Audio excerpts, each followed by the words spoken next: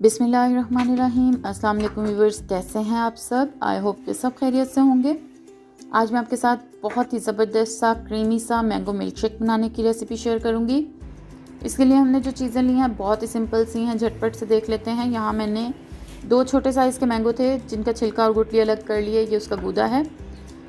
2 scoop vanilla ice cream है, 2 table spoon sugar और ice cubes हैं। जितनी आपको ज़रूरत हो आप उतनी ले सकते हैं। और 1.5 कप मिल्क है, फुल फैट मिल्क है। ये सारी चीज़ों को हम ब्लेंड करेंगे। ऑब्वियसली ब्लेंडर के जग में हम डालेंगे। यहाँ पर मैंने सबसे पहले जो है वो मैंगो शामिल किया है जग में। इसके साथ ही मैं आइस क्यूब्स यूज़ करूँगी। मैं सिर्फ 3 से 4 आइस क्यूब्स यूज़ कर रही हूँ क्योंकि सारी चीज़ें जो हैं वो ठंडी थी मेरे पास।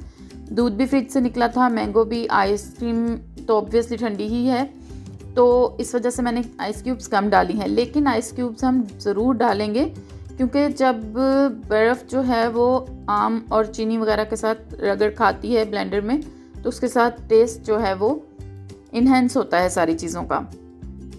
तो यहाँ पर सारी चीज़ें मैंने इसमें ऐड कर ली हैं। वनीला आइसक्रीम डालने का मकसद जो है वो ये है कि जैसे हम बाज़ार से जब मिल्क शेक लेते हैं तो हम हमेशा सोचते हैं कि घर पे हमारा जो मिल्क शेक है वो इस तरह का क्यों नहीं बनता। तो ये एक छोटा सा इंग्रेडिएंट है जो इसमें ऐड किया है मैंने। तो आप यकीन करें कि बिल्कुल बाज़ार जैसा, बल्कि उससे भी अच्छा फ्लेवर जो है वो बन के आया है। अगर इसमें आप वनीला आइसक्रीम आपके पास घर पे मौजूद नहीं है तो आप फ्रेश क्रीम भी इस्तेमाल कर सकते हैं, उससे भी बहुत अच्छा फ्लेवर आएगा। और बस यहाँ पर 1 से 1.5 मिनट सारी चीज़ों को ब्लेंड किया है और मिल्क शेक हमारा बिल्कुल रेडी है।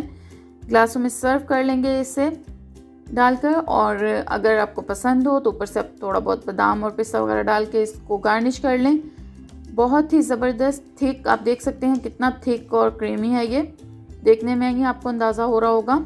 और बहुत ही ज़बरदस्त सा हमारा मिल्क शेक जो है वो बिल्कुल रेडी हो चुका है। वीडियो अगर आपको पसंद आई हो तो लाइक और शेयर कीजिएगा। चैनल को सब्सक्राइब करना बिल्कुल भी मत भूलिएगा। चैनल सब्सक्राइब करने के बाद बेल आइकॉन को ज़रूर दबाएं ताकि हर आने वाली वीडियो का नोटिफिकेशन आपको मिल सके। Thanks for watching. अल्लाह हाफिज़।